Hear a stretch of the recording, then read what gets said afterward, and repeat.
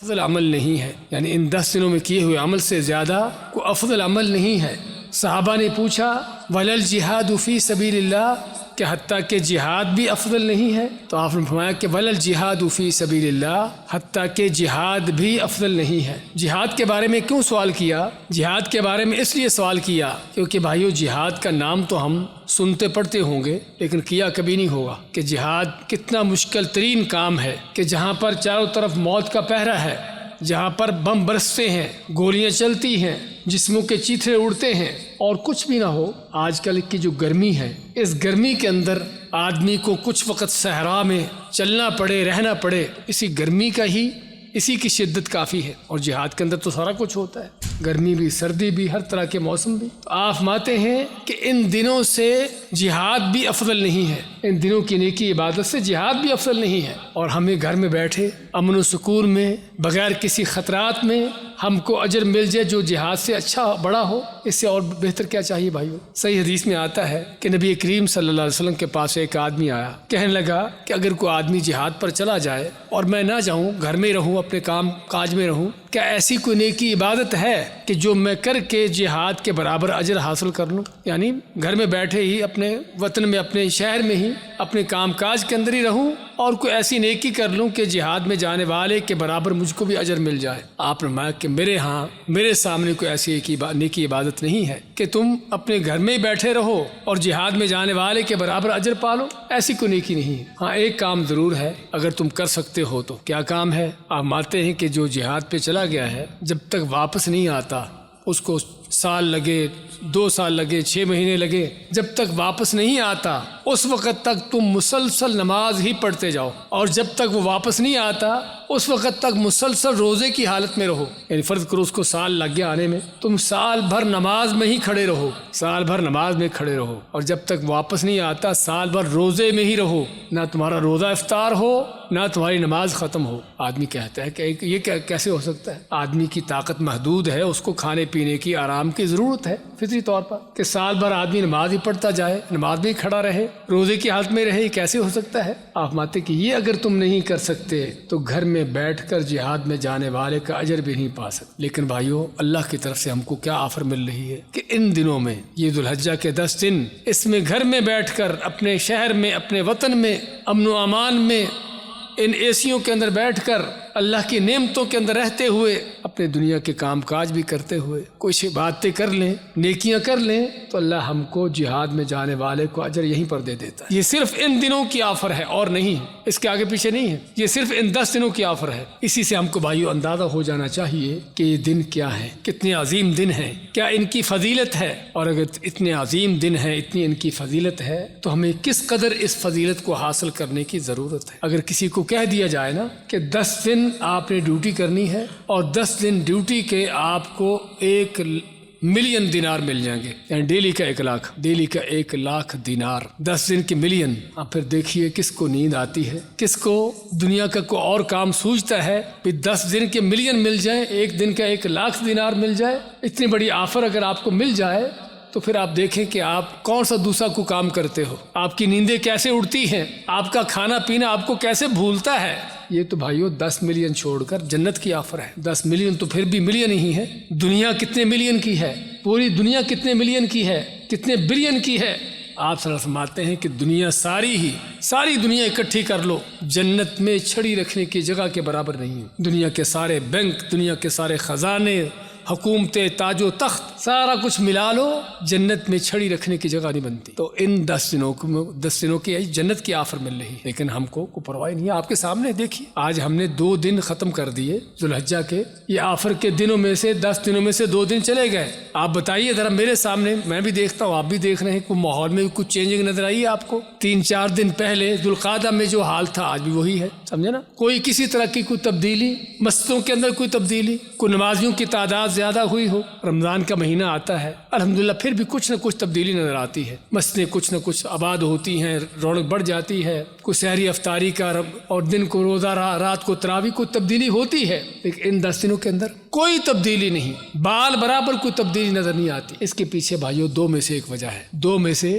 1 وجہ ضرور ہے۔ 2 وجہ کیا ہو سکتی ہیں؟ یا تو پتہ ہی نہیں کہ یہ دن کیا ہے، ان دنوں کی کیا فضیلت ہے، کیا عظمت ہے، پتہ ہی نہیں، اس لیے کوئی روٹین کوئی چینج ہے ہی نہیں، عام معمول کے مطابق ہر چیز چل رہی، پتہ ہی نہیں کہ دن کیا ہے. یا تو یہ ہے اور یہ حقیقت ہے، بہت سے لوگوں کو نہیں پتہ کہ دن کیا ہے، اور یہاں بھی شاید بیٹھے ہوں کو ساتھی پہلی بار سن رہے ہیں اس طرح کی باتیں. میں کچھ سال پہلے ایک بھری مجلس میں جب میں نے ذو الحجہ کے ان 10 دنوں کی فضیلت بیان کی تو وہاں بیٹھے ہوئے لوگ کہنے لگے کہ ہم پہلی بار سن رہے ہیں کہ ان دنوں کی یہ فضیلت ہے، پہلی دفعہ سن رہے ہیں کہ ان دنوں کی یہ فضیلت ہے. اور یہ سارے پیدائشی مسلمان تھے. پیدائشی مسلمان ہونے کا معنی کہ پیدا ہی مسلمانوں کے گھر میں ہوئے تھے، یہ نہیں کہ کوئی نو مسلم تھے آج کل مسلمان پتہ ہی نہیں ان کو. یہ پیدائشی مسلمان تھے، کسی کی عمر 40 سال 50 سال 60 سال اتنی عمریں تھیں ان کی، جس طرح یہاں پر ہے، جس طرح ہوتا ہے ہر محفل مجلس میں. اور 50 سال کا آدمی، اس کا معنی کیا ہے کہ وہ کم از کم 40 سال سے اپنے ہوش و حواس شعور کی اس کی عمر میں وہ گزاری ہے، جس میں مسجدوں میں آ جا رہا ہے، خطبے سن رہا ہے،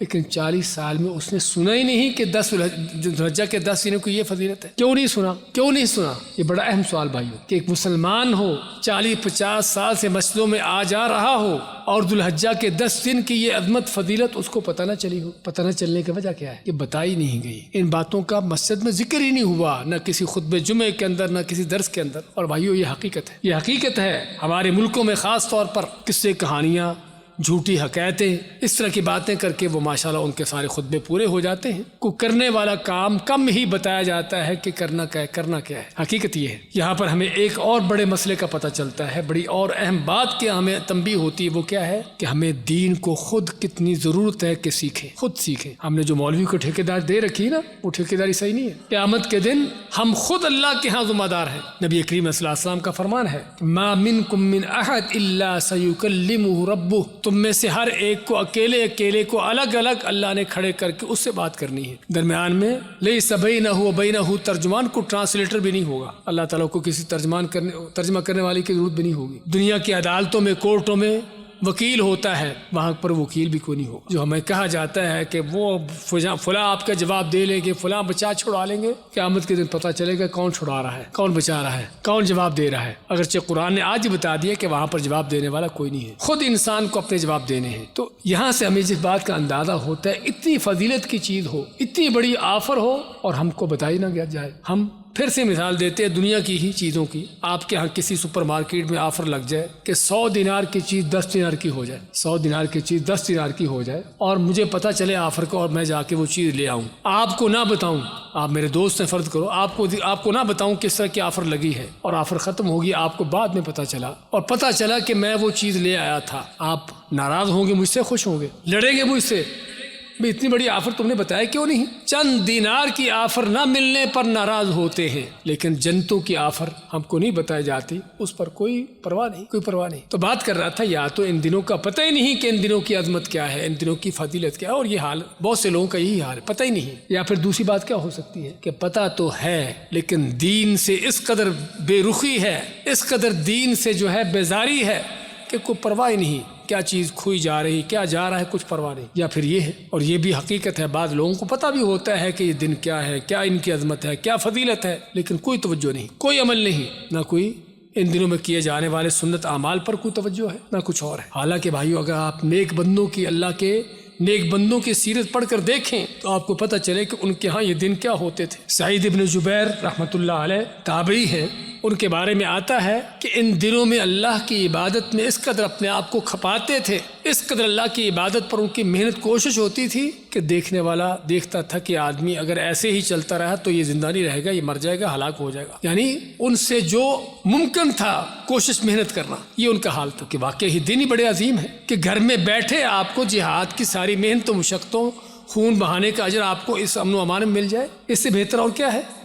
اسی بھائیوں، ان دنوں کے حوالے سے سب سے پہلی جو چیز ہمیں کرنے کی ہے، ان کی عظمت جانیں، ان کی فضیلت کو جانیں، اس کا احساس کریں، اور اس فضیلت کو، عظمت کو جان کر ان دنوں کی قدردانی کریں، ان میں کچھ عمل کر لیں، بڑھ چڑھ کر نیکی عبادت کی کوشش کی جائے کہ کوئی لمحہ ضائع نہ ہونے پائے. شیطان کی کوشش ہوگی، آج کل بھی موبائلوں پر ٹائم ضائع ہو رہے ہوں گے، آج کل بھی اور ادھر ادھر کے کاموں میں ٹائم ضائع ہو رہے ہوں گے، لیکن کوشش کی جائے کہ اپنے وقت کو کنٹرول کر کے کم از کم ان دنوں میں ایک ایک سیکنڈ اپنا قیمتی جانیں جو کرنے کا کام ہے۔ دوسرا کرنے کا کام لوگوں کو بتائیں، یہ وہ میسج ہے جو اصل ان دنوں کا کیا جانے والا ہے کہ دن کیا ہے، ان دنوں کی کیا عظمت ہے، کیا فضیلت ہے، ہم کو کیا کرنا چاہیے۔ اپنے گھر والوں کو جگائیں، دوست احباب کو بتائیں کہ دن کیا ہے اور ان دنوں میں ہم کو کرنا کیا ہے۔ نبی کریم صلی اللہ علیہ وسلم کا فرمان ہے فَأَكْثِرُوا فِيهِنَّ مِنَ التَّهْلِيلِ وَالتَّكْبِيرِ وَالتَّحْمِيدِ کہ ان دنوں میں زیادہ سے زیادہ اللہ تعالیٰ کا ذکر کرو، حمد و ثنا کرو اور تکبیریں پڑھو۔ وہ تکبیریں کہ جو ذوالحجہ کا چاند نکلنے سے لے کر شروع ہو چکی، 2 دن پہلے سے ذوالحجہ کے چاند نکلنے سے شروع ہو چکی ہیں اور 13 ذوالحج تک 13 دن یہ تکبیریں چلتی ہیں۔ اللہ اکبر، اللہ اکبر، لا الہ الا اللہ، اللہ اکبر، اللہ اکبر وللہ الحمد۔ یہ تکبیر کہ اٹھتے بیٹھتے چلتے پھرتے مسجد میں، گھر میں، بازار میں، ہر جگہ پر اونچی آواز سے یہ تکبیریں کہنا چاہیے۔ اچھا، یہ تکبیر کہیں گے تو ملے گا کیا ملے گا؟ نبی کریم علیہ السلام کا فرمان ہے کہ جب بھی کوئی تکبیر کہنے والا تکبیر پڑھتا ہے، کسی نے احرام پہنا ہے حج میں، وہ تلبیہ پڑھتا ہے، لبیک پڑھتا ہے، اللہ کی طرف سے اسے جنت کی خوشخبری دی جاتی۔ جتنی بار پڑھو گے، تکبیریں کہو گے، اتنی ہی بار اللہ کی طرف سے خوشخبری دی جائے گی جنت کی۔ یہ ہے ان تکبیروں کے پڑھنے کا اجر اور فضیلت۔ تو ان تکبیروں کو بلند آواز سے مسجدوں کو آتے جاتے، بازاروں میں، گھروں میں بلند آواز سے، خواتین بھی گھروں کے اندر ان تکبیروں کو بلند آواز سے پڑھے تاکہ صحابہ اکرام کی سنت زندہ ہو۔ سیدنا ابو ہریرہ اور عبداللہ ابن عمر کے بارے میں آتا ہے کہ وہ ان دنوں میں مدینہ کی گلیوں میں نکلتے۔ گلیوں میں نکلنے کا مقصد کیا ہوتا کہ تاکہ گلیوں میں چلتے ہوئے بلند آواز سے تکبیریں کہیں تاکہ لوگ گھروں میں جو بیٹھے ہیں ان کو بھی پتہ چلے کہ ان دنوں میں تکبیریں کہی جاتی ہیں۔ روایتوں میں آتا ہے کہ لوگ ان کی تکبیریں سن کر گھروں میں اونچی آواز سے تکبیریں کہتے۔ عبداللہ بن عمر مینا میں حج میں ہوتے، اپنے خیمے میں اونچی آواز سے تکبیر کہتے، ان کی تکبیر سن کر آس پاس کے خیمے والے تکبیریں کہتے، حتیٰ کہ پورا مینا تکبیروں کی آواز سے گونج رہا ہوتا تھا۔ اور ان دنوں میں مدینہ کی گلیاں تکبیروں کی آواز سے گونج رہی ہوتی تھی، لیکن شاید ہی کبھی آپ نے سنا ہو کسی کو اونچی آواز سے تکبیر کہتے ہوئے، خاص طور پر راستے میں چلتے ہوئے کہ روڈ پر یا بازار میں، جیسے کہ پتہ ہی نہیں کہ یہ کام بھی کو کرنے کا ہے۔ تو ان دنوں میں زیادہ زیادہ تکبیر پڑھی جائے۔ دوسرا بڑا کام نبی کریم علیہ السلام کے بارے میں آتا ہے کہ آپ ان 9 دنوں کے روزے رکھتے تھے۔ ان 9 دنوں کے یکم ذوالحج سے لے کر 9 ذوالحج تک ان 9 دنوں کے روزے رکھتے تھے، اور کوئی شک نہیں کہ نفل روزوں میں یہ روزے سب سے افضل ترین روزے ہیں، اور خاص طور پر عرفات کے دن کا روزہ، یوم عرفہ کا روزہ، 9 ذوالحج کا روزہ، کہ جس کے بارے میں آپ فرماتے ہیں کہ یہ ایک دن کا روزہ جو ہے اللہ تعالیٰ اس ایک دن کے روزے سے 2 سال کے گناہ معاف کرتا ہے۔ اسی سے اندازہ ہو جانا چاہیے کہ دن کیا ہے، ایک دن کے روزے سے 2 سال کے گناہ معاف ہو رہے ہیں۔ اسی طرح ان دنوں کے کیے جانے والے اعمال میں سے جو بھی نیکی کی جا سکتی ہو، فرض نمازوں کی پابندی جماعتوں کے ساتھ مل کر پڑھنے کی، پہلے بعد کی سنتوں کا اہتمام، اس کے علاوہ بھی جو نفل نوافل پڑھے جا سکتے ہوں، قرآن کریم کی تلاوت، صدقے خیرات، جو بھی نیکی کی جا سکتی ہو، کیونکہ آپ کی حدیث کا معنی یہ ہے کہ ان دنوں کی ہوئی نیکی زندگی بھر میں کسی اور کی ہوئی نیکی سے زیادہ افضل ہے۔ کیا رمضان کی نیکیوں سے بھی زیادہ افضل ہے؟ یہاں پر سوال ہے۔ رمضان کی بڑی فضیلت، بڑی عظمت، اور رمضان کے آخری 10 راتیں خاص طور پر، اس میں لیلۃ القدر جو 1 رات یا 1000 مہینے سے بہتر ہے، تو علماء فرماتے ہیں کہ دنوں کے لحاظ سے یہ دن رمضان کے دنوں سے بھی زیادہ افضل ہے، دنوں کے اعتبار سے، لیکن راتیں رمضان کی آخری 10 راتیں کوئی شک نہیں کہ وہ افضل ترین ہیں، لیکن دنوں کے لحاظ سے یہ ذوالحجہ کے 10 دن رمضان کے دنوں سے بھی زیادہ افضل ہیں۔ ان میں کی ہوئی نیکی رمضان کی نیکیوں سے بھی زیادہ افضل ہے، یعنی آپ نے وہ 10 دینار کا صدقہ جو رمضان میں کیا ہوگا اس سے زیادہ افضل بہتر کون سا ہے جو ان 10 دنوں میں کرو گے؟ وہ نفل جو آپ نے رمضان میں پڑھے ہوں گے ان سے وہ نفل زیادہ بہتر ہیں کہ جو ان دنوں میں پڑھتے ہو۔ اسی طرح ہر نیکی۔ اور یہاں پر ایک سوال یہ بھی آتا ہے کہ ان دنوں کی یہ فضیلت کیوں ہے؟ باقی بھی سارے دن اللہ کے بنائے ہوئے ہیں، ان دنوں کی اتنی فضیلت کیوں ہے؟ اس کے بارے میں علامہ ابن حجر رحمۃ اللہ علیہ فرماتے ہیں کہ ان دنوں کی یہ فضیلت اس لیے ہے کہ اس میں اسلام کی تمام عبادتیں اکٹھی ہو جاتی ہیں۔ نماز، روزہ، صدقے خیرات تو آپ کسی وقت بھی کرتے ہو، لیکن 2 عبادتیں ہیں کہ جو صرف ان دنوں میں ہوتی ہیں۔ کون کون سی؟ ایک حج کی کہ جو سال بھر میں کہیں کسی اور وقت نہیں ہوتا، اور دوسری قربانی کی کہ 2 عبادتیں ہیں کہ جو صرف ان دنوں کے ساتھ خاص ہیں، کسی اور وقت نہیں ہوتی۔ اس لیے ان دنوں کی یہ فضیلت ہے۔ قربانی کی اگر بات آئی تو قربانی کا تھوڑا سا تذکرہ کر دیتے ہیں، کیونکہ اگلے ہفتے کو عرفات کا دن ہوگا تو شاید ہماری ملاقات نہ ہو سکے، تو قربانی کے حوالے سے بھی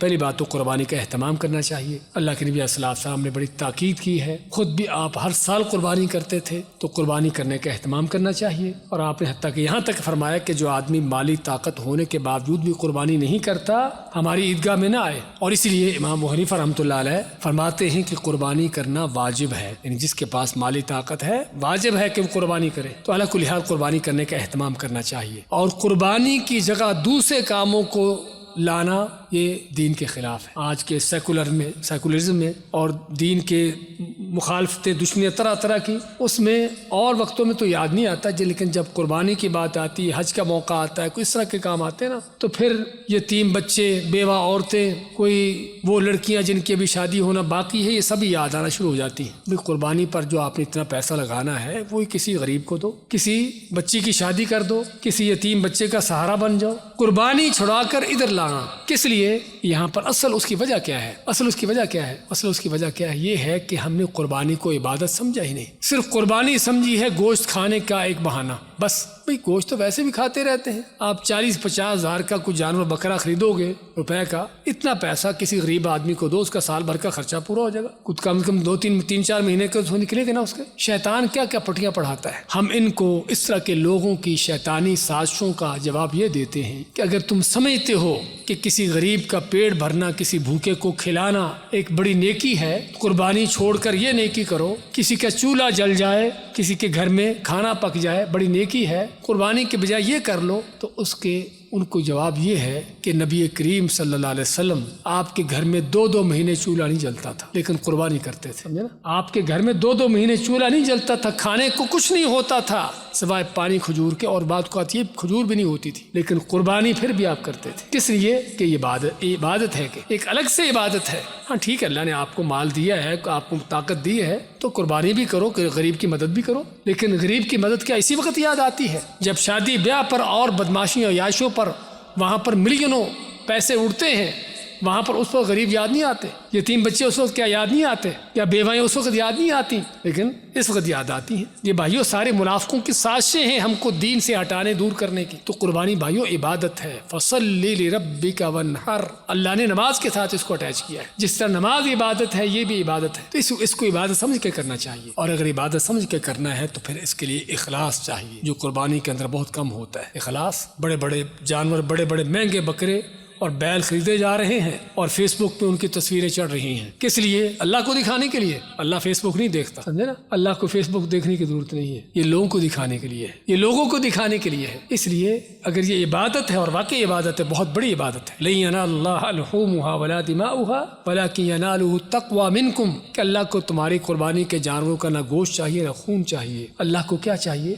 تقوی. اللہ تم سے یہ دیکھنا چاہتا ہے کہ تمہارے اندر اللہ کا تقوی, ڈر, خوف کتنا ہے. اللہ یہ دیکھنا چاہتا ہے. اس لیے اس کو اللہ کے لیے خالص ہو کر کیجیے, لوگوں کو دکھانے بتانے کے لیے نہیں, اور اس کو اس طریقے سے کیجیے جو اللہ کے نبی صلی اللہ علیہ وسلم کا طریقہ تھا. اس لیے قربانی کا اہتمام کرنا چاہیے مالی طور پر, جس کے پاس استطاعت, اور کوشش کرے آدمی جس کے پاس استطاعت نہیں بھی ہے. امام احمد بن حنبل رحمۃ اللہ فرماتے ہیں کہ اگر کوئی آدمی قربانی کے لیے قرض بھی لے لے, کہ جس قرض کے ادا ہونے کی اس کو امید ہو, تو اس کو چاہیے کہ قرض لے کر قربانی کرے. بعض اوقات ہوتا ہے آدمی کو سیلری آنے والی ہے, کوئی اور پیمنٹ آنے والی ہے, چلو آئے گی تو اپنا قرض دے دوں گا, تو چاہے قرض لے کر بھی قربانی کرنا پڑے, قربانی کرنا چاہیے. اس میں لاپرواہی کرنا, اور خصوصاً ہمارے بعض لوگ یہاں بحرین میں ایک فضا جو دیکھی ہے کہ صرف قربانی کرنے کی, جانور کو خریدنا, ذبح کرنا, اتنی سی وہ محنت کرنا, اتنی سی تکلیف کو برداشت نہیں کرتے. کیا ہے, پاکستان بھیج دی, ادھر بھیج دی. پہ اللہ کے نبی صلی اللہ علیہ وسلم خود اپنے ہاتھ سے قربانی کرتا. آپ کے پاس ہزاروں کی تعداد میں صحابہ تھے, آپ کسی کو کہہ سکتے تھے تم کرو, لیکن اپنے ہاتھ سے جانور کو ذبح کرتے. یہ ہے سنت. تو اس لیے قربانی خود کرنا چاہیے, اس کا گوشت کھائیں, غریبوں کو تقسیم کریں, دوست احباب کو صدقہ اپنے ہدیے کے طور پر دیں. یہ ہے جو سنت طریقہ ہے. ہاں کوئی شک نہیں کہ جس جگہ پر ضرورت ہے, غریب مسکین ہے, وہاں پر بھی اگر آپ نے اللہ نے آپ کو مال دیا ہے, خود گھر بھی قربانی کریں, وہاں بھی بھیج دیں, ان کی بھی قربانی ہو جائے, گوشت بھی مل جائے ان کو, صدقہ ہے. اور اللہ کے نبی صلی اللہ علیہ وسلم کی بھی سنت ہے. ہمارے کئی آج کل سوال آ رہے ہیں کہ گھر کے ہر فرد کی طرف سے قربانی, خاوند کی الگ, بیوی کے الگ, ایسا کرنا سنت نہیں ہے. اللہ کے نبی صلی اللہ علیہ وسلم اور آپ کے صحابہ پورے گھر کی طرف سے ایک ہی قربانی کرتے تھے. اچھا, اس کے علاوہ اور کیا کرتے؟ اور یہ کرتے تھے کہ غریبوں کو قربانی کے جانور لے کر ان کو دے دیتے تھے. اللہ کے نبی صلی اللہ علیہ وسلم خود بھی کرتے تھے, قربانی کے جانور تقسیم کرنا غریبوں کو, جن کے پاس قربانی نہیں ہوتی تھی, ان کو قربانی کے جانور لے کر دینا. ہاں یہ کام کریں. چیز ہے کہ گھر کے ہر فرد کی طرف سے قربانی کریں, پھر گوشت کھانے کو نہ ملے تو گھر کی طرف سے سنت کے مطابق ایک قربانی گھر کی طرف سے, اور باقی آپ نے جو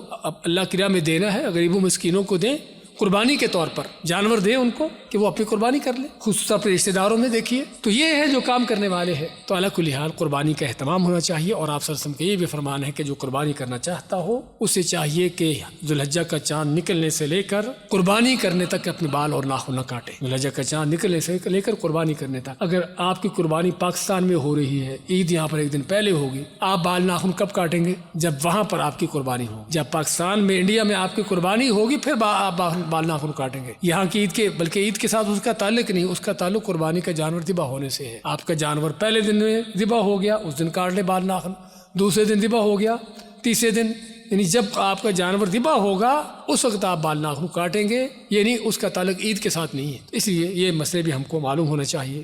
اللہ سے دعا ہے کہ اللہ تعالی ہمیں ان دنوں کی فضیلتوں کو برکتوں کو حاصل کرنے کی توفیق عطا فرمائے, اور ان دنوں میں کیے جانے کی جو اعمال ہے سنت کے مطابق وہ کرنے کی توفیق دے, اور اللہ تعالی ہمیں اپنا قرب حاصل کرنے کے لیے آگے بڑھ چڑھ کر ان اعمال میں بڑھنے کی توفیق دے. بارک اللہ فیکم, جزاکم اللہ خیر, وصلی اللہ وسلم.